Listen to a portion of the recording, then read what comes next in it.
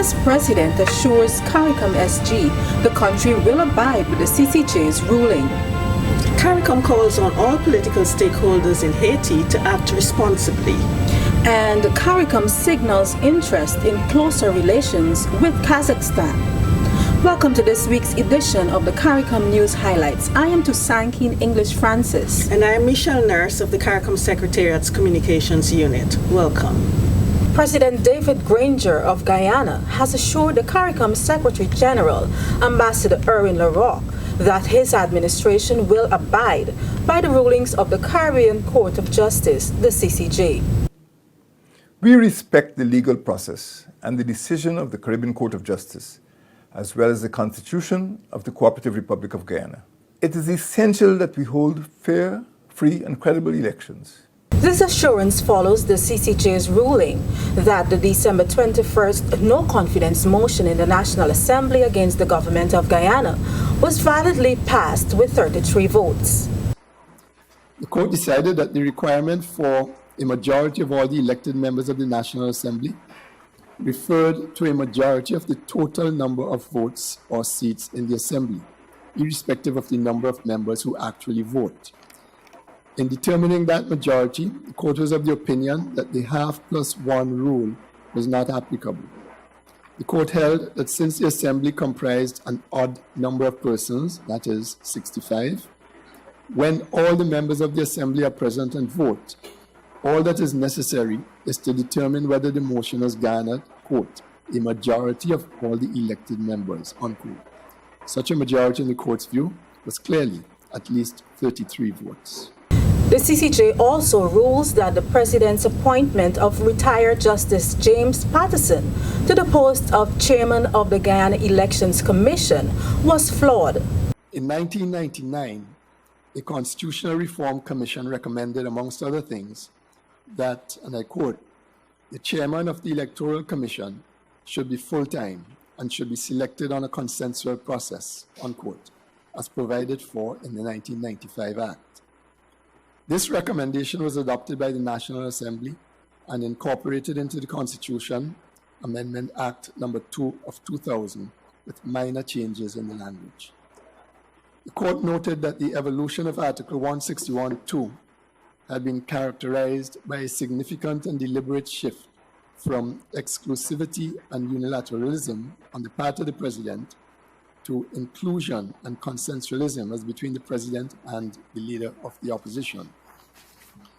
The court examined Article 161(2) and noted that the first paragraph addresses in very specific terms the issue of the eligibility of candidates for the position of Chairman of the Elections Commission. The leader of the opposition is required to submit to the President the names of 6 persons who satisfied the eligibility criteria, and the President is obliged to appoint one of the 6 nominees as the chairman. The President says he intends to invite Guyana's opposition leader, Barra Jagdeo, to a meeting to discuss the way forward. The Secretary General of CARICOM, Ambassador Erwin Larocque, this week conveyed the community's interest in enhancing relations with the Republic of Kazakhstan as he congratulated the country's President, Kassym-Jomart Tokayev, on the occasion of his inauguration into office on the 12th of June.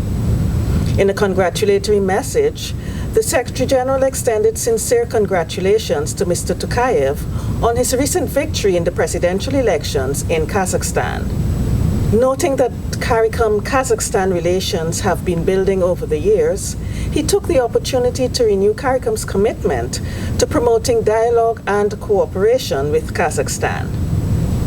The Caribbean community has called on all political stakeholders in Haiti to act responsibly following deadly demonstrations calling for the resignation of President Jovenel Moïse. A statement issued by the CARICOM Secretariat says the community is deeply concerned about the present unsettled situation in Haiti. According to the statement, the resolution of the political differences in Haiti is best achieved in an atmosphere of calm and serenity. CARICOM calls for constitutional and legislative procedures, law and order, and due process in an environment that is conducive to open and civil discourse. The impact of climate change on the Caribbean is an urgent and existential threat that requires focused, forceful, and fearless diplomacy, Minister Camilo Gonzalez of St. Vincent and the Grenadines says. On Monday, he delivered an address at the OECS Authority meeting in Antigua-Barbuda on behalf of Prime Minister of St. Vincent and the Grenadines, Dr. Ralph Gonzalez. Dr. Gonzalez is the outgoing chairman of the OECS. Climate action and diplomacy cannot be divorced from the foreign policy of the OECS, Minister Gonzalez says. He adds his voice to the recommendation that development partners should consider the region's vulnerability as opposed to per capita GDP in assessing eligibility of countries for concessional financing. And still with the OECS, Prime Minister Gaston Brown says talks have begun with other potential participants with a view to broadening the participation in LIAT. He says LIAT is an essential service to the OECS and a regional good of irreplaceable significance. Insofar as LIAT is concerned, we're having discussions with other potential participants. In fact, I believe that immediately after this press conference, we'll be speaking to our dear friend, the Premier of the BVI, and we have others who we're having discussions with. As you know, Dominica is already a shareholder, and what we're trying to do here is to broaden the participation in LIAT so that LIAT would function as a truly regional institution, not to be dominated by any one country. In fact, you know, we're in a situation now in which we have offered to take over, if not all, the significant majority of the debts of Barbados. And it's not a share grab on the part of Antigua and Barbuda. It's a situation in which Barbados indicated that they're in an IMF program and that they're unable to carry the debt at the Caribbean Development Bank. Now, if we allowed Barbados' proposal to proceed in which we sell the planes and pay down or pay off those debts, then it will place LIAT in an even more precarious position because LIAT would then have to lease 3 additional planes at a cost of about $500,000 a month, or alternatively downsize, and there's no such thing as a shrinking successful institution. Prime Minister Roosevelt Skerritt of Dominica says while consideration of LIAT's challenges are ongoing, there must also be an appreciation for its importance to the region. In regards to LIAT, you know my position on this. I believe firmly that LIAT has a very important role to play in the region. Like every other institution, organization, it has its own challenges, but we cannot preoccupy ourselves only with challenges and not look at the benefit and the implications for our region if LIAT were to cease operations. Yes, we can maybe get from Antigua to the UK, but if you want to go to Barbados, are you going to go to the UK and then go to Barbados? You know, if you have to transact business. And in many of these countries, you have regional institutions resident in a particular country, and which citizens, ordinary average citizens, will need to travel between these islands to get to these regional institutions and international institutions. So the role that LIAT plays is very important, and Dominica will continue to be a shareholder, and we are not opposed at all. As a matter of fact, I would say in a positive, we are in support of Dominica playing an even bigger role in LIAT. LIAT is too important to us for us not to do whatever we have to do as governments and countries and institutions. I also believe too that the Caribbean Hotel Association, the people who are one of the major beneficiaries of LIAT, need to step up, you know, and as a consortium, you know, how much can you invest? I mean, as small as it is, it will go a long way in assisting LIAT in its sustainability and its sustenance. As the community continues to advance its transportation agenda A team from the CARICOM Secretariat held discussions on Tuesday, the 18th of June, in Georgetown, Guyana, with the International Maritime Organization, the IMO. Mr. Colin Young is the IMO's Regional Maritime Advisor for the Caribbean, and he provides some insights into the organization and its relationship with CARICOM. The International Maritime Organization develops standards for shipping from the design of the ship right through to the end of its life, the scrapping of that vessel. In that way,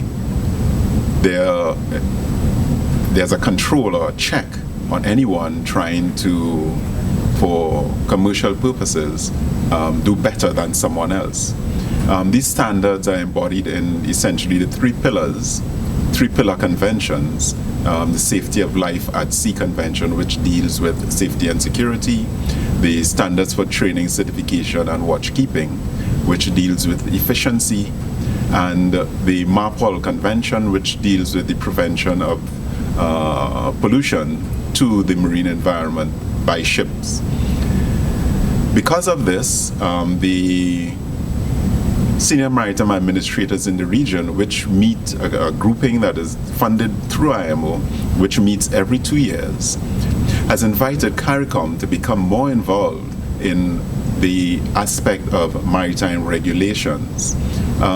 They see this as very important, particularly in support of the focus in the region of late on the blue economy, whereby you need to ensure that the marine environment is kept in that pristine state in support of the many avenues of revenue that are derived from tourism, for example, that is essentially, in terms of cruise shipping, of which about 40% plus of that takes place within the region. The meeting with CARICOM today assisted the development or paving the way for the procedures or the process towards the formalization of this entity, of the formalization of the directors of maritime transport, meeting in the future so that they can treat with all maritime matters, regulatory, security, safety matters within the region. And from all indications, persons in the Organization of Eastern Caribbean States, the OECS, can anticipate the establishment of a new campus of the University of the West Indies. Chairman of the OECS Authority, Prime Minister Gaston Brong of Antigua and Barbuda, says the UWI Vice Chancellor Sir Hilary Beckles informed him that members of the UWI Council have approved Antigua and Barbuda as its fourth landed campus. Prime Minister Gaston Brong says he has asked the OECS Commission to examine the establishment of the campus there. As indicated, this is intended to be an OECS campus. We have asked Dr. Jules, the Director General, to develop a paper for the OECS for further consideration, perhaps at our next meeting, so that we can look at the structure and to make sure that it is firmly established as a sub-regional institution. The last thing we want is a situation in which it is considered to be exclusively an Antiguan and Barbudan campus.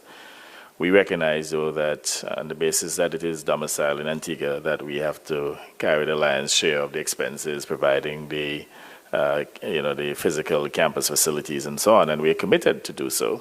As you know, we have this new facility at Five Islands at a cost of $25 million US, and we're about to program another tranche from the Chinese to construct additional facilities totaling another $20 million US.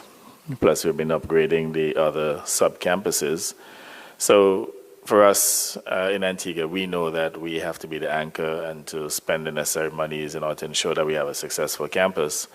Leaders of the OECS met earlier this week in Antigua and Barbuda, calling for greater unity and joint action on matters such as climate resilience and adaptation, as well as air transport. And the Washington-based Institute for Caribbean Studies has inducted four-time Trinidad Olympic medal winner Ato Boldon into its Wall of Fame. Boldon holds the Trinidad and Tobago national record in the 50, 60, and 200 meters events with times of 5.64, 6.49, and 19.77 seconds respectively. Persons of Ato Boldon's generation may recall that he holds the Commonwealth Games record in the 100 meters. It's Ato Boldon. It is all Ato Boldon. Automatic, they call him. Unofficially 9.92. If it's under the allowable, that will be the fastest time in the world this year. Congratulations, Mr. Boldon. You are now up to date with the major developments happening in the region.